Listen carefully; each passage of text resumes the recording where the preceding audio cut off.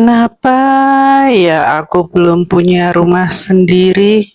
Kenapa ya aku belum punya mobil? Kenapa ya aku masih miskin?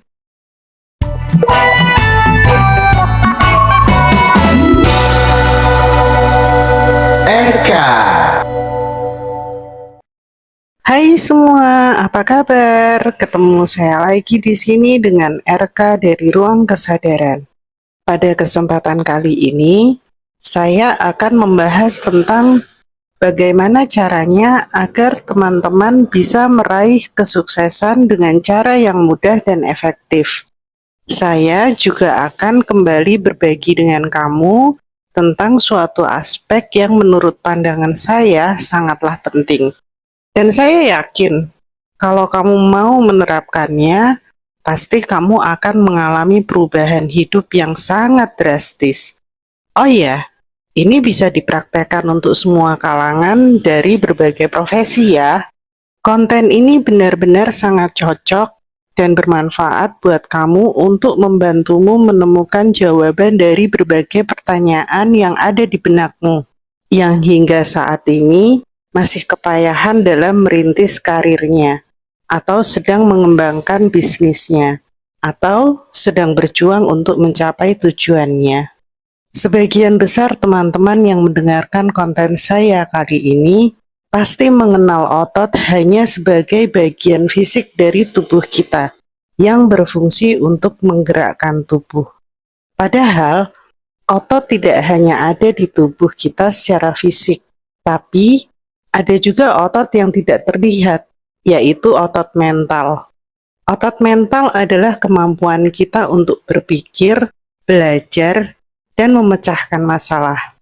Dan dari otot yang tidak terlihat inilah kesuksesan hidupmu ditentukan. Jadi begini analoginya, kalau otot fisik adalah mesin, maka otot mental adalah bahan bakarnya. Tanpa bahan bakar, mesin tidak akan bisa bekerja. Begitu juga dengan otot mental. Tanpa adanya otot mental yang kuat, bisa dipastikan kamu tidak akan bisa mencapai kesuksesan. Kabar baiknya adalah otot mental bisa dilatih dengan belajar berpikir positif dalam memecahkan masalah. Semakin kamu melatih otot mental, maka akan semakin kuat otot mentalmu. Dan kalau otot mentalmu kuat, maka semakin besar juga peluang kamu untuk mencapai kesuksesan. Tapi sebaliknya, kalau otot mentalmu lemah, maka kamu akan lebih sering menerima kegagalan dalam hal apapun. Mungkin di antara kamu hingga saat ini masih ada yang suka dan seringkali mengeluh karena pencapaianmu tidak sesuai dengan harapanmu. Kenapa ya penghasilanku cuma segini? Kenapa ya aku belum punya rumah sendiri?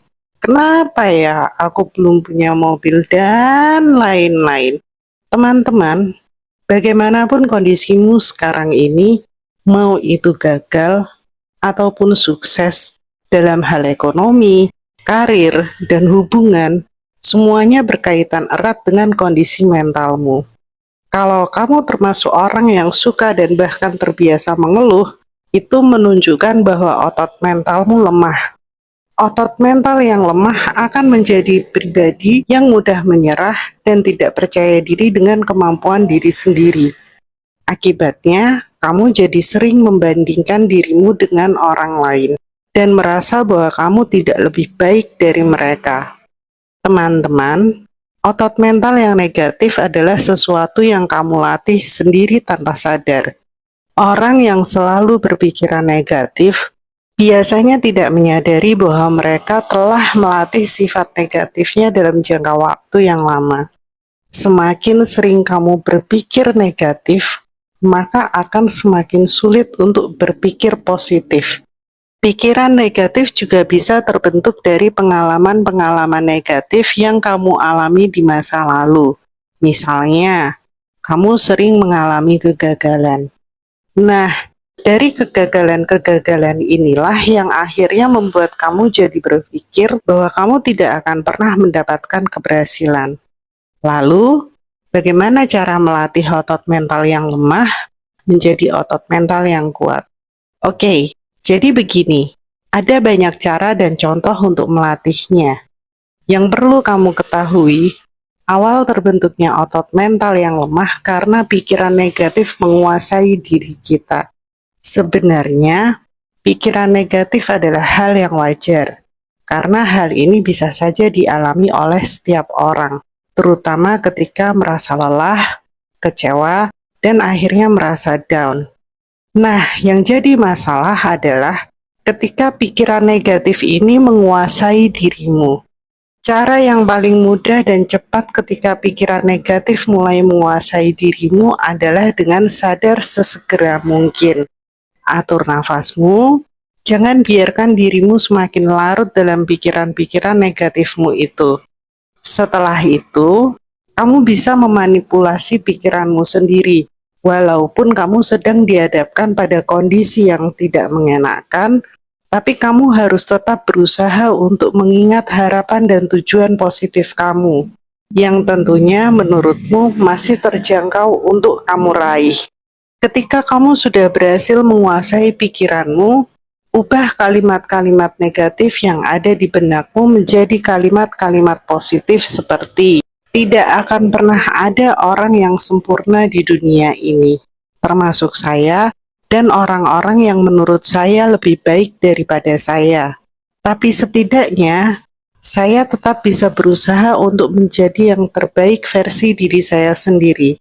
Atau, it's okay, saya pernah gagal di masa lalu.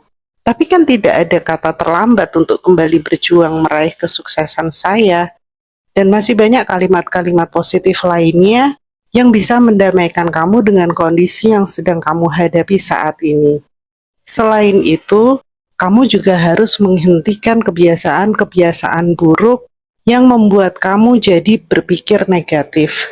Seperti misalnya, menunda-nunda pekerjaan dan lebih memilih waktu untuk bengong menyendiri atau melakukan hal-hal yang tidak produktif lainnya. Ingat ya, kamu tidak perlu mengubah dirimu secara frontal. Ubahlah secara perlahan, lakukan secara konsisten, dan tingkatkan terus setiap harinya. Karena ketika kamu sedang berusaha untuk menghentikan kebiasaan-kebiasaan burukmu, godaan pasti akan menghampirimu. Dan ketika kamu melawannya, itu malah akan menguras pikiran, emosi, dan energimu di awal kamu berubah. Kamu hanya perlu mendorong dirimu sendiri untuk melakukan hal-hal yang positif dengan membayangkan tujuan hidupmu yang indah. Kamu juga bisa menambah satu progres baik di setiap harinya dengan melakukan kebiasaan positif yang menurutmu sulit untuk dilakukan. Seperti yang biasanya kamu bangun siang atau bahkan sore, kamu mulai menata pola hidupmu agar bisa bangun pagi, dan lain-lain. Menyeimbangkan emosi dan logika juga sangat penting untuk dilatih, karena emosi dan logika adalah dua hal penting dalam hidup. Emosi akan membuat kita menjadi lebih hidup, sedangkan logika membuat kita mampu untuk berpikir jernih. Apabila kedua hal tersebut tidak seimbang, kamu juga bisa mengalami masalah. Emosi yang tidak terkendali akan membuatmu kesulitan untuk berpikir jernih dan tidak bisa membuat keputusan yang tepat. Ini akan membuatmu mudah terpancing dan bertindak gegabah yang akan merugikan dirimu sendiri. Sebaliknya, logika yang berlebihan akan membuatmu menjadi pribadi yang kaku dan tidak fleksibel. Kemudian, tulis pencapaian-pencapaianmu di setiap harinya, sekalipun menurutmu itu adalah pencapaian kecil. Dan tulis juga apa yang menjadi target-targetmu, target jangka pendek, target jangka menengah, dan target jangka panjang. Kamu juga bisa belajar dari orang-orang sukses di sekitarmu, dan dari orang-orang sukses yang sering berseliweran di berbagai aplikasi media sosial yang kamu punya. Orang-orang sukses yang sesuai dengan bidang yang kamu geluti. Pertanyaannya adalah, kalau mereka bisa, kenapa kamu nggak bisa? Kalau kamu melihat orang lain bisa sukses dalam bidang yang sama denganmu, seharusnya kamu juga bisa sukses. Jadi, gunakanlah metode ATM.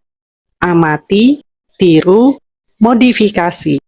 Amati pola pikirnya, amati cara kerjanya, amati sifat dan sikapnya, amati kebiasaannya, amati semua hal positif yang ada pada dirinya. Tiru semuanya. Akan tetapi, modifikasi sesuai versi karaktermu. Dan yang terakhir, kamu harus mempraktekannya secara konsisten. Kalau kamu bingung harus memulainya dari mana dan harus melakukan sikap positif apa, belajarlah dari coach atau mentor pemberdayaan diri. Ikutilah pelatihan-pelatihan yang mereka adakan. Mereka bisa membantu kamu untuk menemukan potensi yang ada pada dirimu, sehingga kamu bisa lebih mudah dalam mengembangkan sikap positif yang kamu butuhkan untuk mencapai kesuksesanmu. Selain itu, apabila kondisi mentalmu sudah sangat parah, tidak ada salahnya kamu berkonsultasi pada psikolog, psikiater, atau hipnoterapis. Mereka bisa membantumu mengatasi masalah mental yang sedang kamu alami, agar kamu bisa membangun sikap positif yang lebih kuat, sehingga membuatmu pulih seperti sedia kala. Jangan malu, dan jangan pernah merasa rendah diri. Mental yang sakit bukanlah hal yang memalukan. Justru dengan kamu aware terhadap dirimu sendiri, kamu sudah siap untuk menyambut dan menerima kesuksesanmu. Dan kamu juga harus ingat bahwa tidak ada satupun orang yang terlahir di dunia ini dengan kondisi mental yang sakit. Semua terjadi karena bentukan orang-orang di sekitarmu yang akhirnya membentukmu menjadi pribadi dengan kebiasaan negatif yang buruk. Tetapi kamu harus tahu bahwa dalam hal ini tidak ada yang benar dan tidak ada yang salah. Semua sudah pada tempatnya. Kamu hanya perlu menyadari bahwa kesembuhanmu adalah tanggung jawabmu seutuhnya. Terakhir dari saya, sikap mental yang negatif akan membuatmu merasa pesimis, rendah diri, putus asa, dan mudah menyerah. Tetapi sebaliknya, sikap mental yang positif akan membantumu untuk tetap termotivasi. Selalu fokus pada tujuan, dan latihlah otot mentalmu agar menjadi kuat. Jangan mudah menyerah, karena hidup adalah pilihan. Dan pilihlah selalu yang terbaik untuk hidupmu, sesuai dengan versi dari karaktermu. Saya RK dari Ruang Kesadaran undur diri, tetap semangat ya!